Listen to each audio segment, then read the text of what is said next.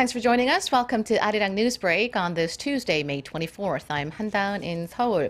Our top story this afternoon, Korea's rival parties are once again wrangling over a controversial bill that would enable Parliament to open hearings more frequently. The ruling Saenuri Party opposes the bill over fears that it would be used to paralyze the already vegetative Parliament and possibly result in the abuse of legislative power. However, the main opposition Minju Party of Korea and the Minor People's Party say the bill will create an institutional tool to open hearings for government affairs and examine pending issues. The presidential office of Cheongwade has maintained a cautious stance, as the bill could lead to another conflict with the opposition parties, which now make up the majority in the upcoming assembly. President Park Geun-hye is expected to decide on whether to endorse the bill after she returns home from her 11-day trip to Africa and France on June 5th. And speaking of President Park's state visit to Africa, in addition to upgrading diplomatic and economic ties with African nations, her visits are expected to pave the way for increased military cooperation, which may be the key to disrupting North Korea's military networks in Africa. Kim Min-ji has more. Military cooperation between South Korea and Africa is expected to pick up steam following President Park Geun-hye's trip to the continent. This as the president will be accompanied by South Korean military officials, including Hwang In-moo, the vice minister of Seoul's defense ministry. The president's Africa trip will take her to Ethiopia, then Uganda, and later to Kenya. An official from Seoul's defense ministry says military ties between South Korea and Africa have been almost non-existent until now, but the trip is expected to kick things off. Ethiopia took part in the Korean War and has long been a traditional ally of South Korea, but relations with Uganda are notable, as it has long been a country friendly to North Korea. After independence from the UK in 1963, Uganda established diplomatic ties with Pyongyang and has maintained close ties in the military sector. During the president's trip, Vice Minister Hwang is expected to meet with Uganda's defense minister, along with other high-ranking officials, to discuss ways to boost military cooperation. As South Korean military officials said, strengthening defense cooperation will likely be an effective means to block exports of North Korea's weapons to Africa. A recent UN report said that North Korea provided arms to Congo, while there have also been reports claiming Pyongyang built an ammunition factory in Namibia in March. Kim Min-ji, ARIRANG News.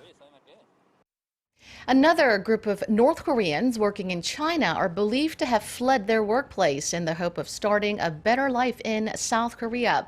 The women are said to be in the third country awaiting a flight to the south. Connie Kim reports.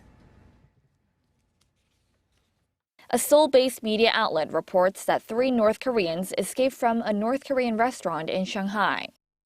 If confirmed, it'll be the second mass defection in less than 2 months. The report says the defectors are women in their 20s and have been staying in an undisclosed East Asian nation since last week. The women reportedly decided to defect following news that 13 compatriots defected to the south from a North Korean restaurant in China. The latest defectors are said to have suffered extreme mental stress, as North Korean authorities have tightened regulations and monitoring on overseas workers since the first mass defection. It's a similar defection case to last month's. The women have been under enormous strain due to Pyongyang's toughened regulations after the previous group defection. There remains some confusion over which part of China the women were working in.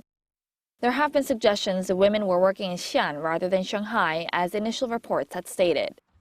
North Korea has attempted to make it more difficult for its overseas workers to flee since April's mass defection. Employees are reportedly banned from even going outside to stop them from fleeing. The South Korean government has confirmed that the North Koreans have defected, but did not disclose how many or where they escaped from. Connie Kim, ARIRANG News.